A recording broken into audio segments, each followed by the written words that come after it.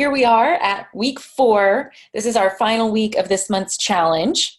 And I am excited because we are going to be adding a little bit of color to our scenes.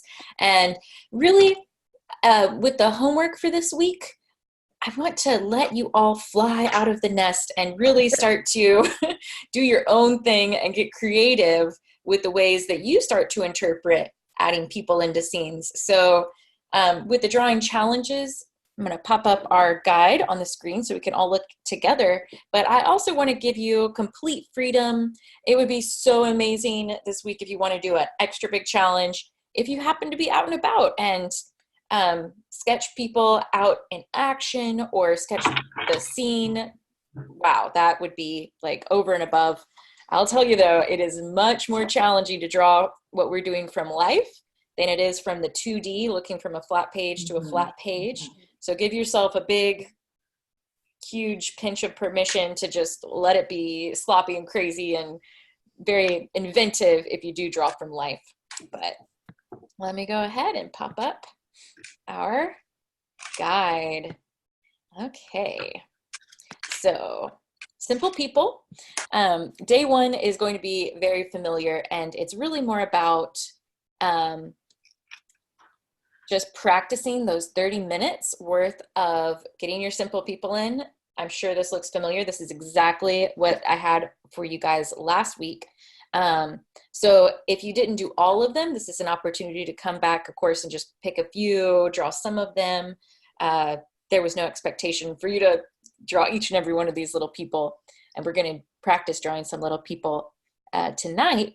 But one thing I wanted us to focus on also was drawing people in motion. So I'm going to talk to y'all about how to capture this effect of walking, and we're going to do an even simpler version of these little guys. As you can see, they're walking in the street because we did look at people sort of stationary before, and since all of our scenes are kind of moving and wandering around the environments, we want to make sure that we capture that movement. So that's day 1, and really day 1 is one that you're going to keep coming back to because as you'll see, the rest of these are really just only the environments. So let's look at day number 2. Oh my God. Oh, so this is really, I want you to think of this as a blank canvas where you've got this background scene, and what your challenge is to add figures drawing, walking or kind of populating this little walkway area. So I can do a super brief tutorial about how you would set that up. And we're going to talk about how to add figures in a scene that has perspective so that they look realistic tonight. But don't get too caught up whenever you're doing the background area here on the details. You know, like these statues, you can keep them really loose and fuzzy. The trees, you can either look back at week number 1 and think about how we drew trees in week number 1, or you can just keep them really loose and kind of blended patches of color like you see here. So hopefully this will be simple and a nice background for you to add your figures in tonight. So we'll come back to this a little later because I want to make sure that y'all feel confident going into it when that's your challenge. So same thing for day number 3. You're only going to be choosing one of these. And if you don't like this one, please find your way back to the Pinterest page, Architecture and Environments, and I'll be sure to post that again so it's easy for you to access. But this, for example, in the bottom corner here reminds me of that very first week when we drew the fence with the tree behind it. We've got 1-point perspective going back into the distance. And if you wanted to add some people hiking or walking around, then they would also just be getting smaller as they go into the distance. So that's one that has more clear perspective. The others are very loose, almost flat, not obvious points of perspective. But in general, in these open scenes, the main rule is that people get smaller and less detailed as they're farther back in the distance. And yeah, do what you want to do with that. Yes, Diane. What are you doing with the color studies of these? Oh, great. Thank you. Wonderful question. So the color in general, I'm going to show you some examples also from the Pinterest board. Let me just pop that up right now since we're talking about it. Those colors are analogous colors. So if you're familiar with the color wheel, then they're colors that are next to each other on the color wheel. And here's a great example. So these are what we call analogous colors: red, orange, and yellow, and then some higher and lower values of those shades. You got a dark, dark red, very high key, bright yellow, but all in the same little family of these colors that are right next to each other on the color wheel. So that I find is my personal favorite color harmony. Can be very pleasing. It can set a mood. This kind of has a summery or autumny vibe, depending on how you look at it. More analogous colors. I know I had some other examples up here. Here's some. Here we have a very green background. So green, yellow, blue. Yes, those are all analogous next to each other on the color wheel. So if you did something outdoorsy like this, you know, pop a character or two into it, those like colors, that is very pleasing to the eye, and it also sets a mood. So here we have analogous colors: pink, purple, and darker purple, blue. So this is a darker, moodier kind of, you could either see it as perhaps whimsical or kind of eerie and spooky, depending on, I don't know, how it strikes you. The fact that the characters aren't facing each other kind of gives it a moody, almost darkness. So the exciting thing about color is the mood that it sets, that instead of just black and white, where we're very factual, kind of just seeing what we're seeing and thinking maybe more about the composition, or kind of almost like a reportage sort of effect, we have something that really sets a tone. And you can even do that with just a single color. So here we have what we call a monochrome. Mono is one, chrome color. So just by using different values from dark, dark intensity to very lightest shades of a single color, you can also get a very intriguing composition that you can add a person to if it's outdoors. And yeah, and it would set the mood of that one tone, that one color that you chose. So there are a lot of examples of some of these color harmonies, as we call them. This one's really out there. I thought this was a pretty cool one. What would y'all call this color harmony? Just from what we talked about. Those analogous? Correct. Yes, this would be analogous. So we've got sort of a purple next to the red, and the blue is next to the purple, and then green. They're all connected. Let's look at the opposite on the color wheel: colors, which we call complementary colors. And I saw one example I really liked up here. And I hope you also noticed that this is, follow those lines back, 1 point perspective. These two friends are in a tunnel, looks like a aquarium tunnel. And the two most notable colors are the blue and the orange, which if you can imagine the color wheel in your mind's eye, those are opposite each other. And if you want to take a note right now, I think most of you were in our Elements of Color class, so hopefully you memorize this, of course. But the main complementary color pairs are red and green, blue and orange, and purple and yellow. And so even though those are the main complementary color pairs, you can also have slight variations. So one of my favorites is like a lime green, a bright spring green with a light pink. So something very fresh. It's not that harsh Christmas complementary color of red and green. So it's not as jarring to the eye. And that is the danger of complementary colors. The reason that they're so striking together is because there's a lot going on in our eye. When we see them, they're actually on the same little cone and rod pair in um, the makeup of our eyes, how we see color. And so that intensity causes a vibration in the way that we perceive the color, and it makes them set each other off. So it's the opposite of the analogous colors, which is very soothing and harmonious to the eye. So you might want to use that wisely. It's nice in that scene because it's also very kind of dark and moody, so it's not overwhelming. They haven't used very intense orange, so it's not a slap in the face, but the orange still pops out really effectively and makes us look at those fish.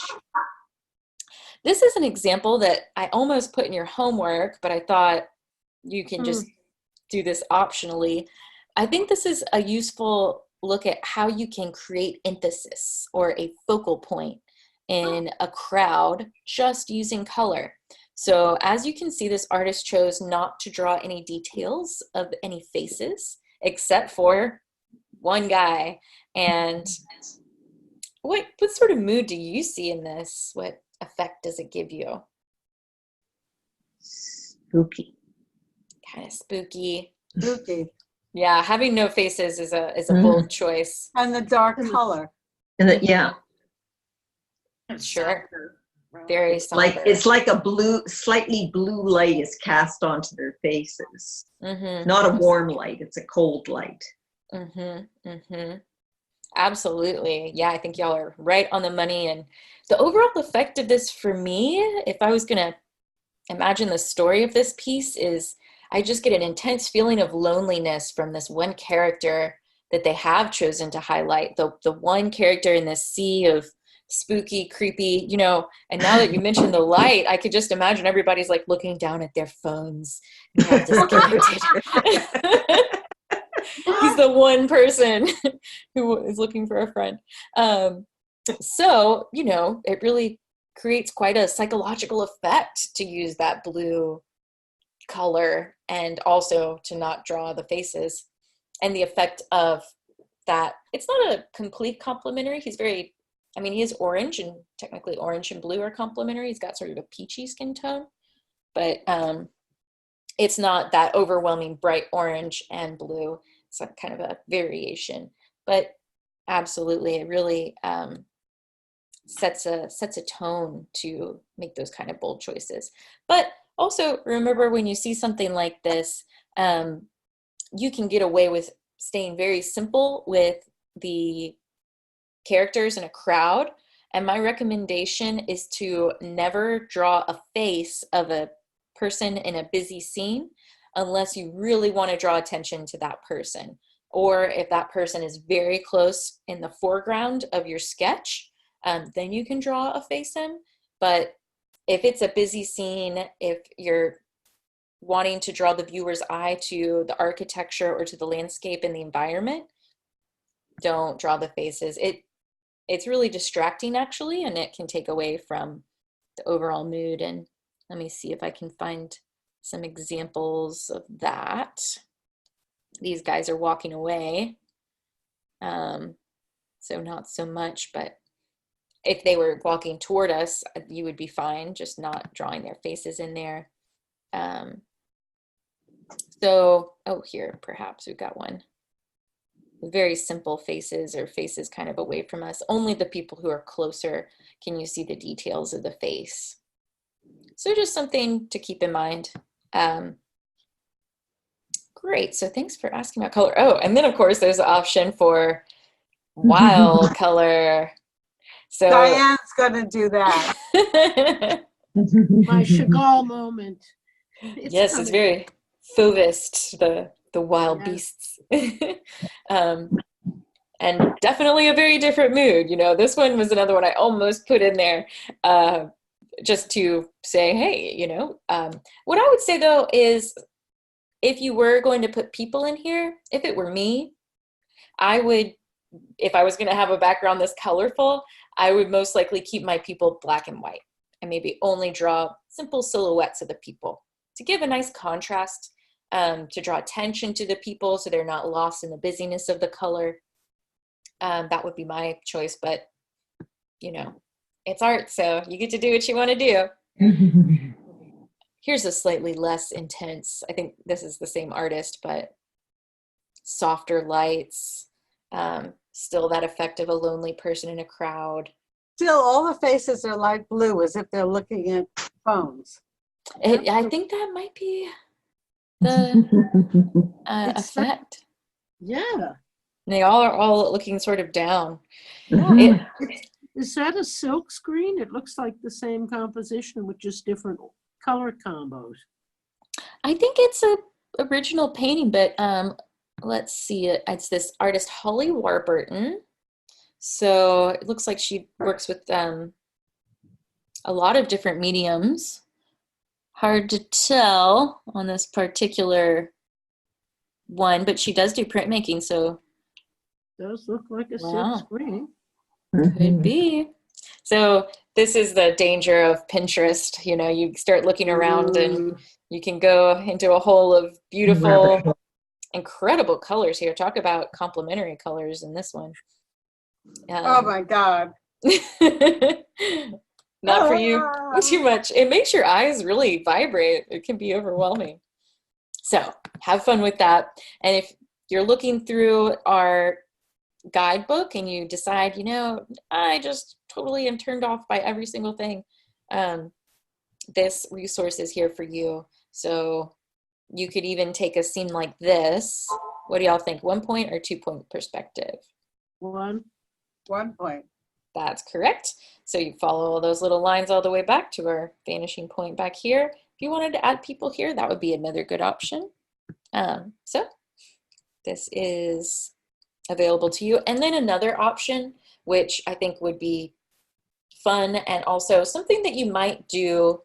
This would be a good starting place if you're drawing out and about in real life, would be to find a flat background that has no depth and add your people onto that scene because it's already very interesting. You've got a beautiful background and you could add some people walking around. All right, so that was a lot about color. Thank you for that. And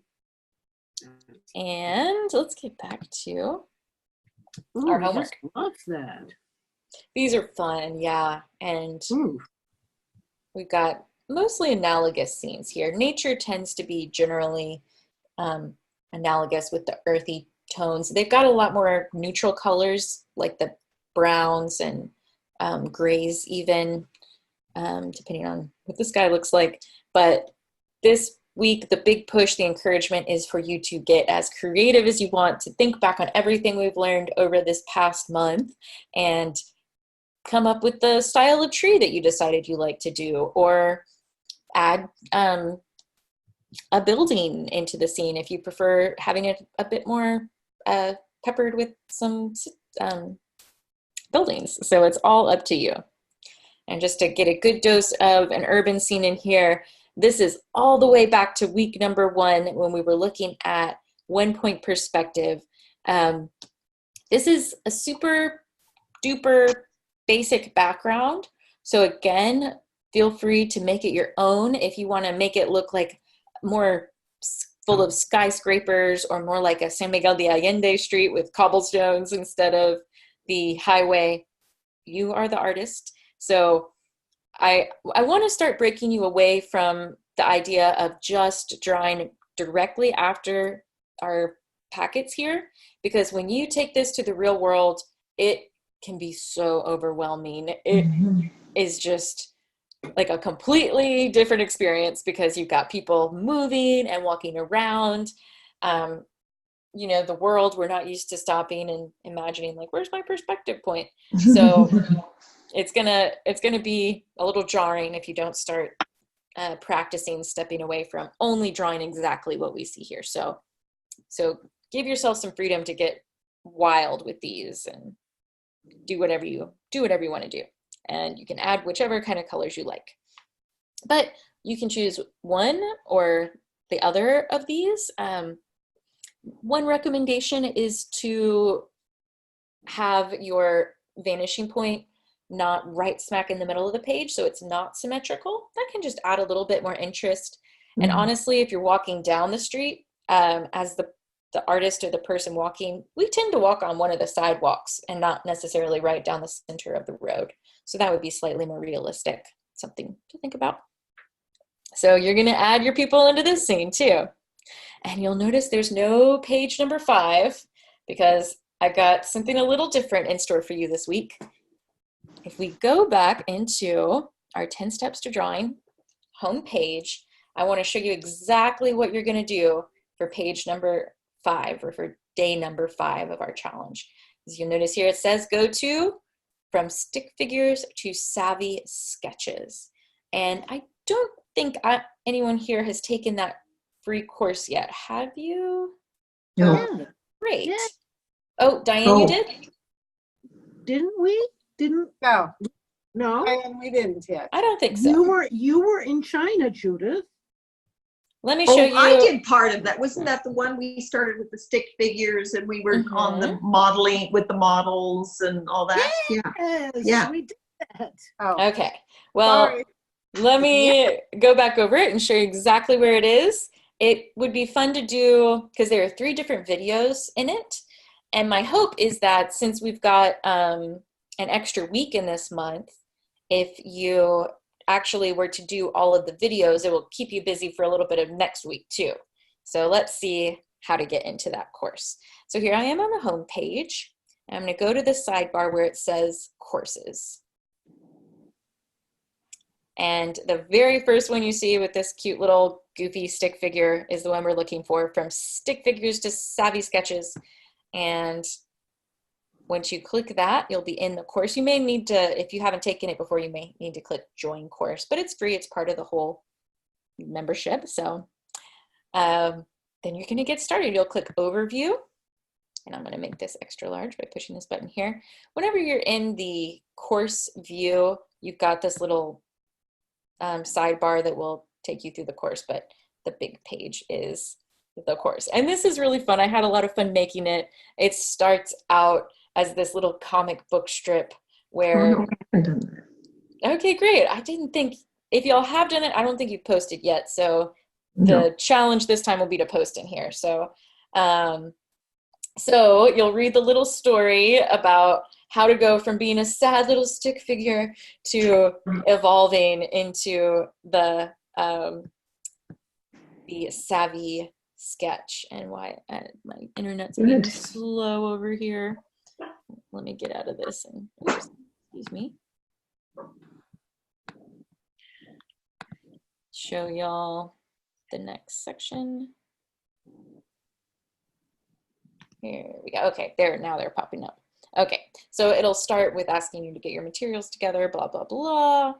So there are a few different steps to this. The first one is probably the most important, and that teaches you how to begin this video. Once you click it, is just me talking, and you start with a little stick figure, literally the little circle and the little arms, what you think of when you think of the most simple stick figure, and then we start adding shapes on top of that to create very simple figures. And the idea is to create your own little version of you, or your superhero version if you want to make it a little more different or exciting or who knows what, and add some color, and you've got a little stick figure character that you're going to add to the next challenge. So that'll be one video. That'll probably take you maybe 20 or 30 minutes. So that would be like one day's challenge.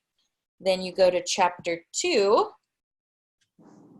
And in this one, it turns into a choose your own adventure, almost like a book. So the idea was it was sort of like a little book. So now that you've got your little character, it'll give you 3 options. You can go to the pool, to art school, or to the #1 city in the world, which we all know is San Miguel de Allende. And the pool is out if I have to make put a bathing suit on a creature. Well, that's the nice thing is, you know, you can make your figure look however you want it to look. In my dreams, yeah. Right. It's the beauty of art. So You'll just choose whichever one of these you want. So page 4 would be its own lesson, which is the pool. We'll say if you decided on San Miguel, this one's closest to what we've been working on so far with this month's challenge. And the way that this works, I'm just gonna fast forward to a little later on in the thing. We draw a really simple version of the parroquia, and you can draw along with me to draw a really simple version of all these little people. And then in the end, we kind of color it. It's a very basic, but there it is. So you can kind of see me coloring these here.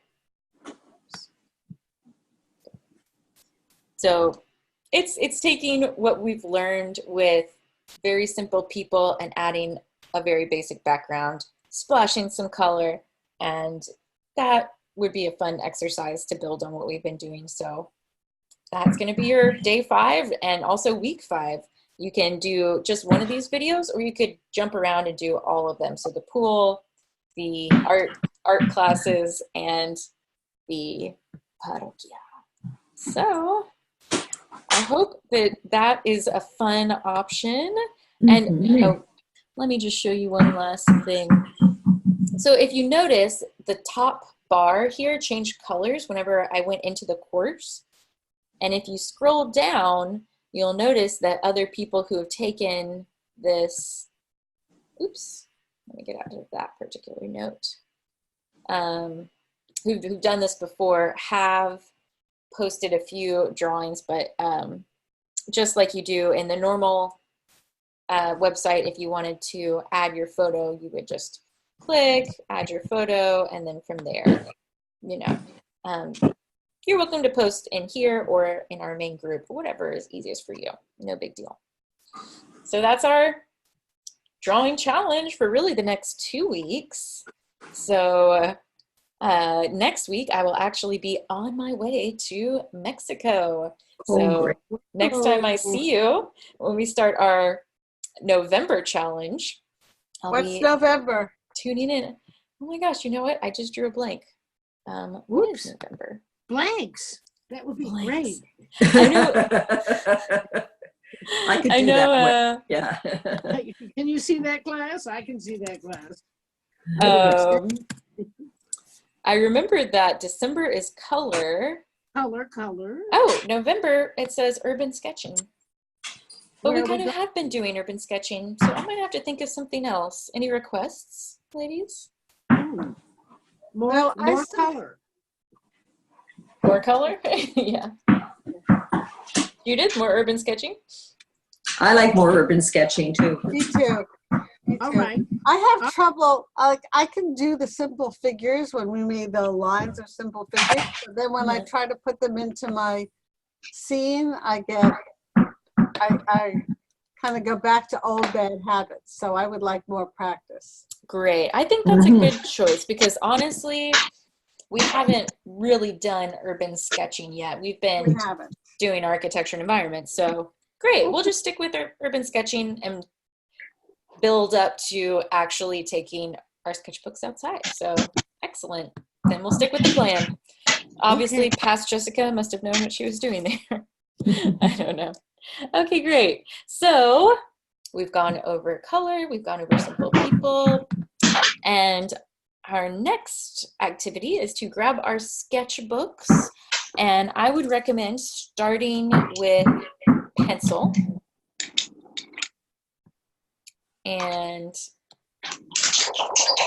But I'm going to break the rules and I'm going to use pen. Just because I want y'all to be able to see what I'm drawing today. Oh, and well, we'll stick with this. So we're going to be actually using one of the techniques that we talked about last week, I believe it was, the carrot people.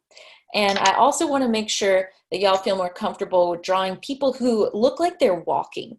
So one thing, I'll just do a quick little,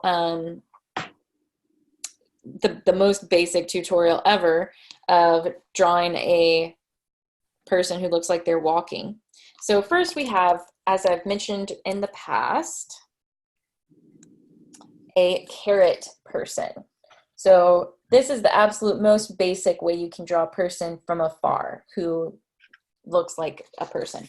And honestly, with this just very simple person, I could add a few little details and all of a sudden they're going to look very realistic. So I just added like sort of a line for some pants, a little strap. And if you'll notice, I actually just cut inside of the shape a little slice of where the inside of the arm would go, adding that negative space. And suddenly that carrot turned into someone who looks like they're walking with their arm out. So you can dress up a carrot shape, or you can leave it simple. What was that, Diane? I love it. You can dress up a carrot shape. I'm ready. Absolutely. So here's how we're going to take our carrot on a walk. We'll take the little circle, keep that just as it is. And first I'm going to start by drawing my carrot off center. So this is just a carrot who's not like standing in a way that would balance the character. So they're like looking like a floating little ghost. And then I'm going to give them another leg by just adding a triangle sticking out from the other side of the carrot. So now I've essentially got a carrot with two legs. And the important thing to remember here is that one of these shapes is just overlapping really with that back leg is what that is, this little back leg. And this is the absolute most essential basic thing to remember about drawing people who are walking is just that triangle between the legs, that triangle of empty space. So if you've got that, it's going to give that sense of walking. And if we wanted to dress up our carrot, you could, let's see, I'll give him like a pocket, and I'm going to turn what looks like part of the carrot into a purse and make it, you know, if you'll notice, I don't really do feet. You can keep your feet very simple. If you were using pencil, you could come back and really change a lot here. But honestly, I can add a little shading. And now my little carrot person looks. Oh my God. Yeah, right? a lot more advanced. I just dressed up my carrot. So what I did, accessories. The first thing I did, yeah, just accessories and the simplest little this and that. So the first thing I did was I added just the arm, and I added a little line so it looks like she's got that in her pocket. And before, it looks like a really fat carrot, so I took that back line and I turned it into a purse. And so now she's got a purse. I added a skirt, and at first I was thinking, well, is that going to look weird because it's in pen, I can't erase here. So instead, I just said, oh, well, how convenient. The leg that's in the back is also going to look more realistically like it's in the back if it's in shadow. So I just added a little scribble to give it, or some hatching, I should say, to give it that effect of sort of the shadow. I gave her a little bosom just right on top. And you can still see the original line, but that's not going to bother anybody, especially if there's a busy scene going on around her. I added a little high heel, and it's not realistic. It's not anything someone would say like, oh, she's in a figure drawing class, you know. It's simple, it's fun, it's quick. It's not going to be the focal point of my scene. It could be Jimmy Choo's. And then the hair, again, keeping that super simple, just adding like a sort of triangle shape, and absolutely not drawing a face. No faces allowed. So that is my take on a person walking. And how about we all practice at least one person walking? I'm going to do another little carrot. So let's do the steps again together. So if you haven't already, you'll start with a off-center carrot. And you can also do this if you decide you really don't like this carrot stick way. Another popular way is to do a really sharp, what they call an A-frame person. So with the A-frame, you start with a sharp triangle and add that background triangle to give the effect of the person walking. So you can see the difference of the roundedness of the carrot versus the sharpness of the A-frame carrot person. It's not a carrot, it's an A-frame. Either one. Then you just come up with something. Let's see, I'm going to give this guy a hat. And this time he's going to have a backpack. And I'll give him a walking stick. Just coming up with some crazy stuff. And that alone, in the right setting, if he was kind of far away, that could be enough. I might want to add the sort of effect of, actually, maybe just a suggestion of the pants coming across.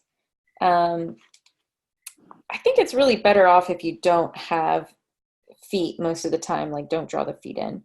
As for the other person, what could we do with them? We'll add a little hair, kind of some long hair, and a dog. Let's add a dog. So we'll have the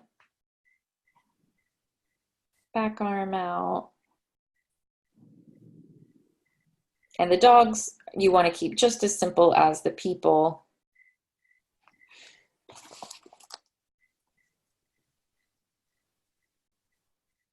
So very, very simple shapes, very triangular like the other little person. And there's going to be a lot of little examples for you to play with on that page. If you take this approach to your sideways people and just mess around and see, you know, what works for you. What do you like? I found that if you take this technique out to a park or, you know, somewhere where you know you're going to run into a lot of people, you can sort of just look and see maybe what people are wearing or what props they have and add those effects onto the people that you see wandering around. And the page that we have in our drawing homework, let me pop that up for you to see.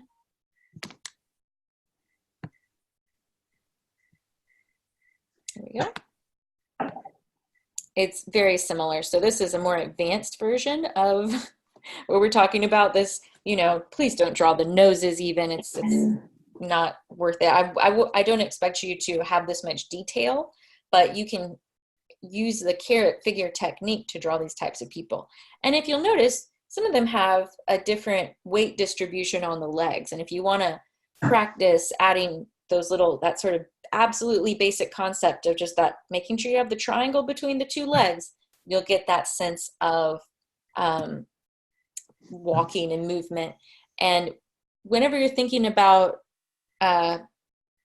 maybe the speed that the person is walking at, if they are leaning forward like you see this woman is, that's going to give a sense of a little bit more speed, versus as someone seems to have their weight back, almost like making a C here where this woman is, it's going to give a sense of a little bit more slowness. But so the woman who's bending forwards, walking faster in the upper right hand corner, where was the original carrot? So her original carrot would be almost a straight carrot. So she's an exception a little bit to our rule, because you can see the weight and the part that is in front, so not the overlap, is from this foot up and around. Well, here's her head, so her carrot would be like this. Let me draw that out for you. So we would start with her, and I'm going to give her in advance, since I'm looking at a real model, I could say this is her carrot. So I gave her some curves. Oh, let me get this off of the screen. So here's her curves. Uh-huh. There's her original carrot. And then what's different about her is she's got, if you were to draw only the overlapping back carrot, it would look like this. But this artist also drew the front of her knee coming up, which was a little bit like that. But that's sort of like optional because that looks funny the way I drew mine. Doesn't look like a knee. I don't know. So that might be like a purse or a prop. But that's the original carrot. And let me pop back up to how this artist drew this lady. So, I mean, yeah, I put my knee too high. That's why she looks funny. Could probably fix it up a little bit. So then from there, you could add more little details to make her look like a New Yorker in a rush. And I do like how this artist did the hair, kind of poofy, little bouffant.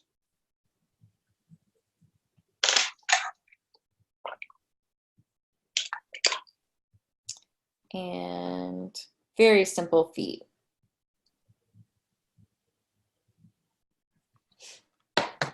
So, is anybody else practicing this that would like some input? There's my little lady. I think I've got a smudge on my screen. It's kind of fuzzy. Okay, ooh, everybody all at once. Let's see. I saw Judith first. Let me get her up here. And then we'll do Linda and then Diane. Wow. Very nice. Oh, yeah, that lady in front looks excellent. The star lady on yeah. Uh-huh. And I think it's good to start big now, but then whenever you're adding them to the scenes, you'll just shrink them even more because it tends to be for people in the background or at least the midground. Linda? Oh, sweet. Yeah. Ooh, I like the guy with the stick. Same. Yeah. And your feet look very realistic there. Yeah, he looks like he's really making his way like a little old man. Do you have one at the bottom there? Okay, she's still being drawn. Yeah, very nice. Nice, simple shapes. Diane? Remember, I had finished the class with Ooh. I was remembering the skeletons we were using. Okay, well, maybe you're thinking, oh my gosh, look at that guy with the cane and the tail. Yeah. The tails. Very nice. But those were where we had gotten. We'd gotten to where we were going to be drawing the anatomy of people. I think that was 9 Weeks with Nicolaides, though, wasn't it? No? Madeline. Madeline's turn. I don't know. No, I can't remember. Madeline will remember. Ooh la la. Yes. Oh, beautiful. No, I don't know. Yeah. See, Madeline remembers. Got the shading. You did the stick figures. Yeah, okay. Then that looks like it is the same. Very nice. Yeah, it's great once you get to start to add those details and get the shading going to, and color. Oh my goodness. So we're here with color. So while we're at it, one recommendation that I would have is to use what a famous urban sketcher who I just love, his name is James Richards, called Confetti Colors. And so you see it a little bit here, but it's where you really use bright colors such as red, blue, yellow, sort of your primary colors. This looks like it could be a James Richards drawing, but I don't think it is. No. This is very common in urban sketching, is to use blotchy, loose, bright color blobs to show the people in the scene, and just keep the colors of the legs generally kind of neutral. It could be sort of khaki colors, or perhaps blue for blue jeans, or black. Just because generally the brightness of the colors adds a certain energy, and it helps the people stand out against the landscape colors, which are often a bit more neutral, you know, buildings, unless you're in certain cities, are often just brick color, not as exciting. This one we looked at a little earlier is a great example of those brighter colors. But then again, you know, if you want to play with color harmonies, such as the analogous or complementary colors, and really set some kind of mood or tone by doing that, then that's another option. Here's a good example of that.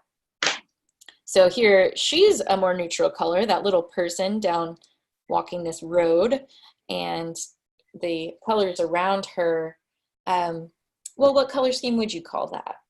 Kind of a tricky one. Ooh. That is not analogous. No. I almost thought it wasn't, but then I realized it was. It is? Well, the blue Yes, but is, they're out of order, yeah. kind of. Okay. Because we've got, imagine your blue on the color wheel, which is next to green. So we see the green on the grass, not a very bright green, but it's green. And then what's on the other side of green? Yellow. So it was tricky.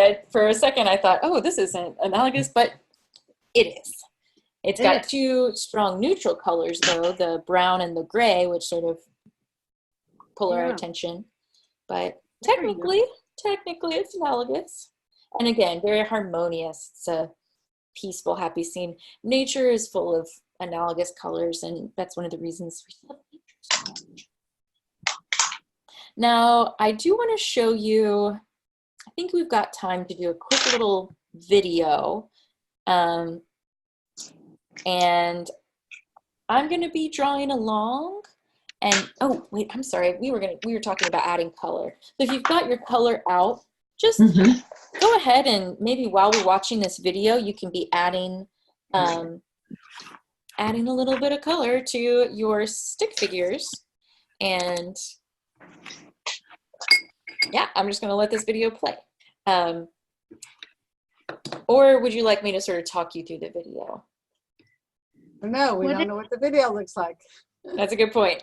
Okay. I think we've got time for me to walk through with you. But first, let's take just a second to add some color. And if you want to show yours off, please do. I'm going to add a quick bit of color to my people.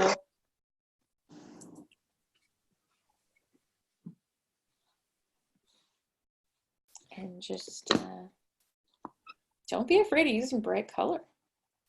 Is the main thing. Mix a little. If you don't remember your primaries, a quick review. They are yellow, red, and blue. If you want to mix a simple skin color, if you don't have like a peach, a very light yellow and orange blended together will give you a peachy, creamy color, like a Caucasian color. Very, very light brown can give you a more Guatemalan or Mexican skin tone for those of you abroad. Madeline, you're in Canada. Just leave the page white. Yeah, we're just white because we're out of the sun all the time. In the snow. The paper. So how much color do we need to add to like here? Let me pop you up here. Get out of this. Oh, that looks great. Hold on. There you are. Yeah. So typically, Judith, you probably wouldn't. Oh, I like how you did the jeans. Yeah, that looks great. I think that is bright. It captures, you know, the energy. For me, but drawing. I stayed within the lines, and some of the illustrations you gave, they kind of, but they used watercolor, not exactly. And in this one, I was almost trying to get out of the lines, just as an example.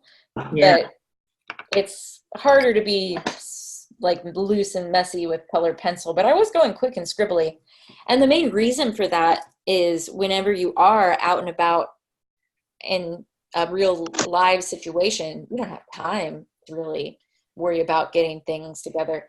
Also, it does add to that sense of movement. Our eye almost reads it as like, oh, that person is moving and they're about to be in that place where the color is. So it's also very much a stylistic choice. So I was looking at an urban sketcher today who is very inside the lines, very bright colors for everything. And to me, it was almost a bit too cartoony. So I feel like the out of the lines watercolor look, or for you, Judith, you might be using the markers and just swish splash of color on there. That feels a bit more like fresh and, done on location. Whereas if you sit and you're drawing at home and you have all the time in the world and you're being very, careful, then it's just going to have a different effect of a bit more of a, just like old-fashioned comic books and that style, that graphic novel style. It's just going to give it that effect. So you might play around with both and see what you like and go with whatever you prefer. That's the beauty of what we're here for.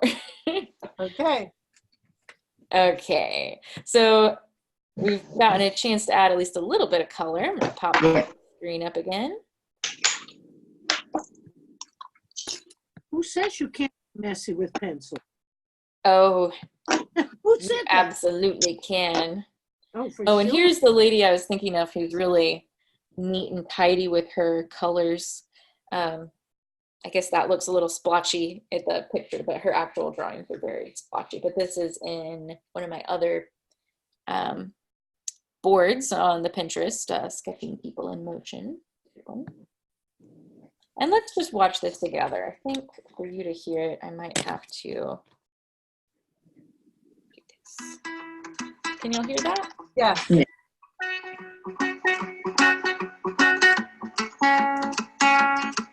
And I'll narrate a little bit as she goes, because there's no speaking.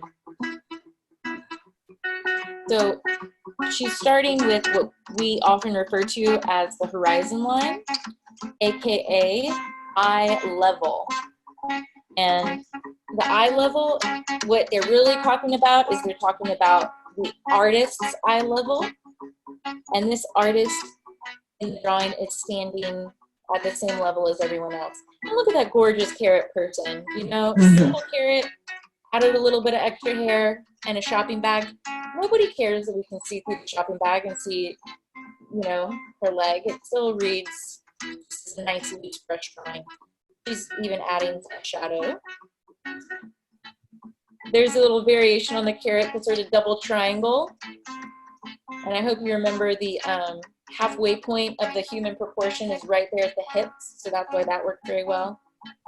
But really important here is no matter how close or far away the people are, all of their heads, all of their eyes are equal on the eye level. That is the big takeaway of this. And I used to have that exact same watercolor set, and I miss it so much. I can't find the exact same one anymore. Okay, so now she's going to show us a different way of urban sketching, really, or of doing this, where you start with the watercolor and then you do your pen work. Actually, I don't even know if she does go back and do pen work. So starting with the color as opposed to going back and coloring in later. But she broke the rule, and now she's got somebody is shorter than the artist. So if there's somebody who is not reaching that eye level, what that means is that person is shorter than the person who's standing there looking at the scene. And if you had somebody that was way taller than you, they would be above your eye level. So that's sort of the reason to break that rule.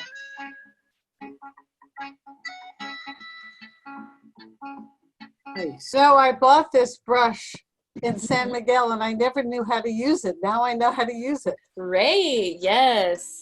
And as you can see, Judith, all you need is like a paper towel or any kind of towel. And it's amazing. They're very easy to clean. All you do is like wash it, kind of give it a little brush, and the nylon sort of self cleans. Okay, she does go back and do the watercolor there. And all you have to do to add more water is squeeze the cartridge. It's great. I have another water brush over here somewhere. Really annoying because it's like a syringe, and so you have to go and like push the syringe to make it work. I do not like it.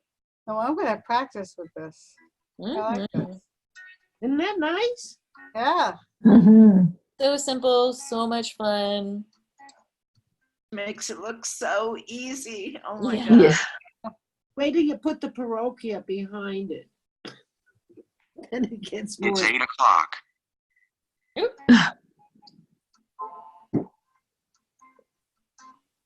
Now they do get pretty detailed. I might sort of fast forward a little bit to save us some time because you don't have to worry about this.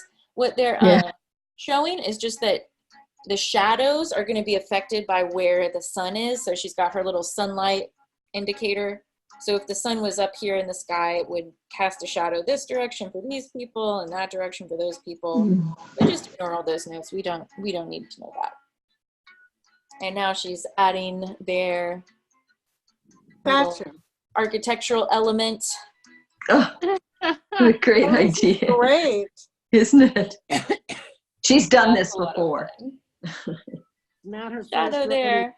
And the only difference between the person that's a statue and the real people is the color. Otherwise, she just leaves it black and white, and that's how we know he's a statue. But otherwise, same, kind of variation on a carrot little character there.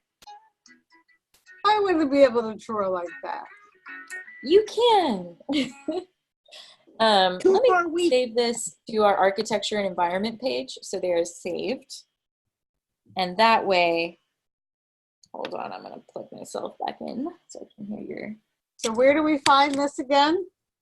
Okay, so I'm going to post it right now in our group. And it'll just be a link to this page.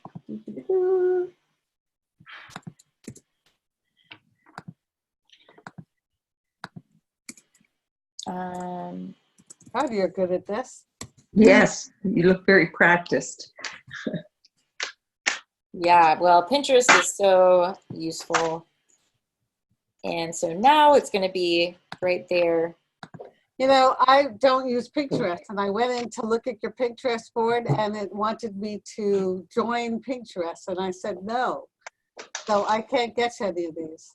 Okay, so if you do just log in, then I think you should be able to select, like, don't send me emails, like, don't put me on the mailing list, and but then you're able to access all of Pinterest. So Okay, I'll try it. Pretty worth I was it. able to, and I didn't join. Oh, you didn't join? Okay, so No. maybe there is a button where you... Somehow I don't know how, but I did get your page and all that. Okay, so, great. Yeah. Well, and let me see, maybe I'll just see if I can add the direct link to the video. Yeah, I can do that. So here underneath where I say the Pinterest board examples, I'm just going to add that direct link to the video. Oh, great. Thank you. Great. Oh, wait, no, what is that? Sorry, that's not how that's supposed to work. So any final questions or thoughts or anything? Get to work tomorrow. Yeah, that's it. Yay! Excellent. Well, I'm really excited for you guys to get creative and just have fun. I was wanting y'all to really, do your things this week. So hopefully by going back to this video, that'll give you a good sense of, if sort of, for example, going back to think about this, this one here, right? So if you were going to add simple people to this, first you would have to ask yourself, well, where's the eye level? And if we follow these two lines back, they converge, boom, boom, boom, right here on the horizon line. So your eye level where all the people are going to be walking would be right back here. So that would make sense because this would be sort of a, probably a little low brick wall that's probably only up to a person's knees or like something you could sit on easily. So that's going to be your eye level. So your little tiny heads are going to sit along this line, and people who are really close up to us will have very large bodies, maybe, and their heads are going to be way up here, and their feet are going to be way down here. But people who are far away, like at the gate, their head might be right here, but their feet would be at the bottom of the gate. So. Oh boy. And we can always do it. draw it with another eye level. That's What? very true. Yeah. So if you imagine that, you know, you are in a different scene, or for example, maybe something like this, where there's not a clear eye level, you could be looking down on people. So maybe their eye level is sort of low. Well, I don't want to get too into that, but you can get away with a lot. Let's just leave it at that. We'll be creative. Excellent. All right. Thanks, Jessica. Alrighty, everybody. Well, when do we Thank meet you. again? We So- meet again. Great. Thank you for the question. I'll send out a reminder for sure, but we are meeting the first Tuesday of November, which I believe is the 5th, November 5th. And it's going to be live from San Miguel de Allende. I'll be in some kind of gorgeous background. I'm not sure exactly where I'll be calling you from. I might need to go somewhere for the good internet. You know how it is in Mexico. So we'll see. So we have no class next week. That's Right. correct. Yes. Okay. Okay. All right. Have fun out there, ladies. Great job Yeah. tonight. Thank you. Good night. Good Thank challenge. you. Thank you. Bye.